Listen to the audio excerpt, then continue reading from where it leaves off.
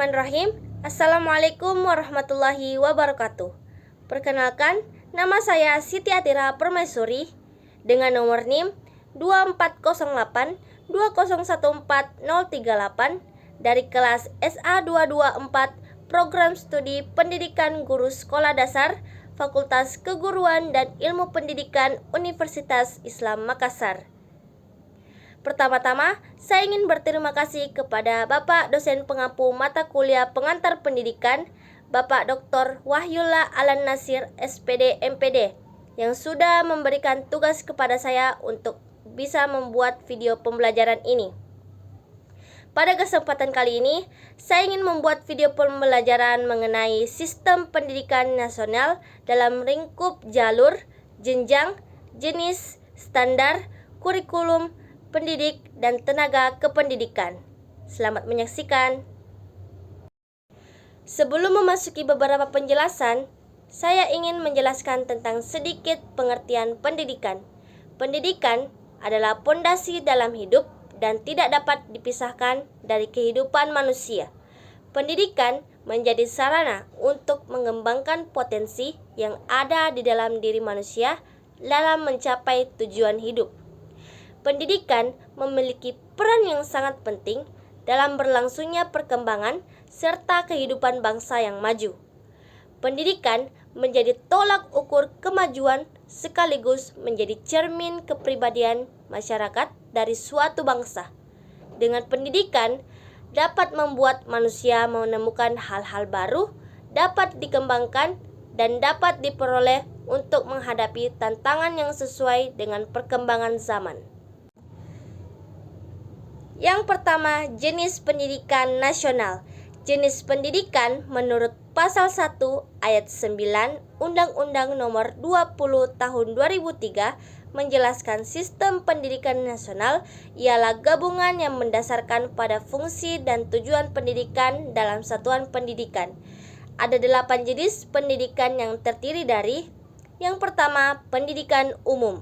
Kepribadian peserta didik secara menyeluruh membekali mereka dengan pengetahuan dan keterampilan dasar yang diperlukan untuk lanjut pendidikan ke jenjang yang semakin tinggi. Kedua, pendidikan kejuruan. Pendidikan kejuruan ialah pendidikan untuk menyiapkan orang supaya kerja keras kepada suatu bidang pekerjaan atau bidang pekerjaan lainnya. Yang ketiga, pendidikan akademik. Pendidikan akademik ialah sistem pendidikan tinggi untuk mengarahkan kepada kuasa dan berkembangnya kedisiplinan ilmu, pengetahuan teknologi, dan seni yang mencakup ke dalamnya. Keempat, pendidikan profesi.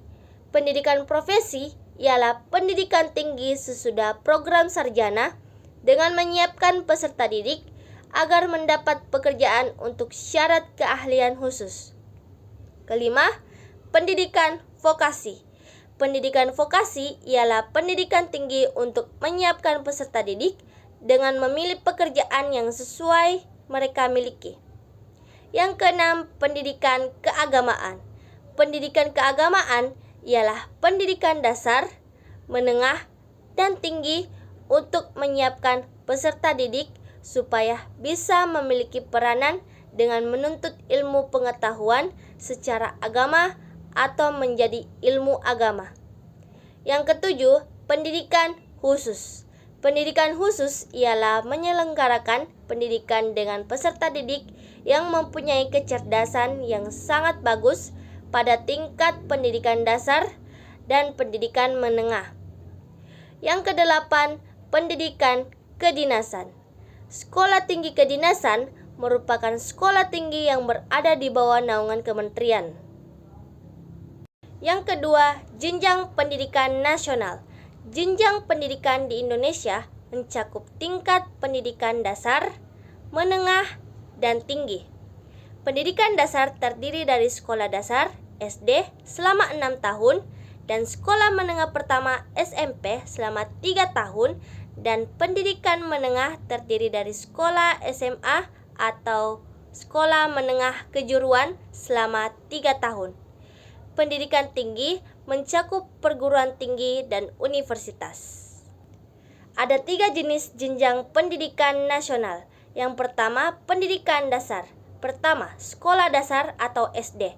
SD merupakan jenjang pendidikan pertama yang berlangsung selama 6 tahun, yaitu dari kelas 1 hingga kelas 6.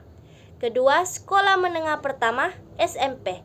SMP adalah jenjang pendidikan menengah pertama yang berlangsung selama 3 tahun, yaitu dari kelas 7 hingga kelas 9. Yang kedua, pendidikan menengah. Yang pertama, sekolah menengah atas, SMA. SMA adalah jenjang pendidikan menengah atas yang berlangsung selama 3 tahun, yaitu dari kelas 10 hingga kelas 12. Kedua, sekolah menengah kejuruan, SMK. SMK adalah jenjang pendidikan menengah yang berfokus pada keterampilan dan keahlian tertentu yang terkait dengan dunia kerja. Ketiga, pendidikan tinggi, perguruan tinggi. Pendidikan tinggi di Indonesia terdiri dari universitas, institut, dan politeknik. Perguruan tinggi menyediakan program sarjana S1, program magister S2, dan program doktor S3 dalam berbagai disiplin ilmu. Ketiga, jalur pendidikan nasional. Jalur pendidikan terdiri atas pendidikan formal, non-formal, dan informal yang dapat saling melengkapi dan memperkaya. Artinya, ada 3 jalur pendidikan yang diakui di Indonesia. Ketiga jalur tersebut secara real memang telah berjalan sesuai dengan ketentuannya masing-masing. Yang pertama, pendidikan formal, yaitu jalur pendidikan yang mempunyai struktur dan jenjang terdiri dari pendidikan dasar, pendidikan menengah, dan pendidikan tinggi. Kedua, pendidikan non-formal, yaitu jalur pendidikan di luar pendidikan formal untuk kita dapat melaksanakan secara struktur dan berjenjang. Yang ketiga, pendidikan informal, yaitu jalur pendidikan keluarga dan lingkungan untuk saling bekerja sama.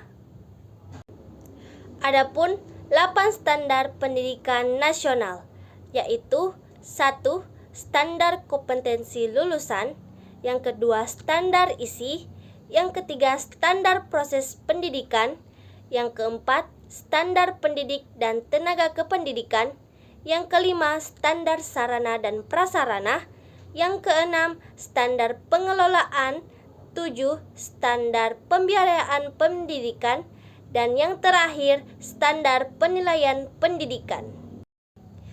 Adapun kurikulum dalam sistem pendidikan nasional. Kurikulum dan pembelajaran memiliki posisi penting dalam sistem pendidikan nasional. Kurikulum sebagai program pendidikan, ideal kurikulum, menekankan pada proses pembelajaran operasional sebagai alat yang penting dalam rangka mencapai tujuan pendidikan.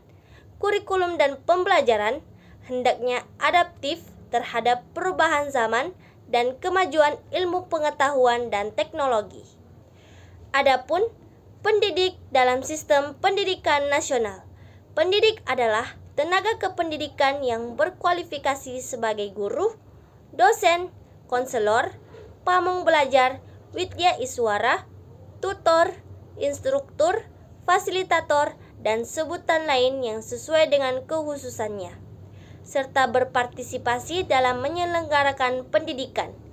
Tugas pendidik yaitu merencanakan dan melaksanakan proses pembelajaran, melakukan pembimbingan dan pelatihan, serta melakukan penelitian dan pengabdian kepada masyarakat, terutama bagi pendidik pada perguruan tinggi.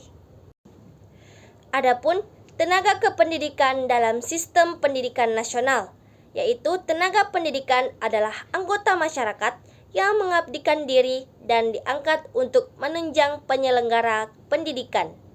Tugas tenaga kependidikan yaitu melaksanakan administrasi, pengelolaan, pengembangan, pengawasan, dan pelayanan teknis untuk menunjang proses pendidikan pada satuan pendidikan.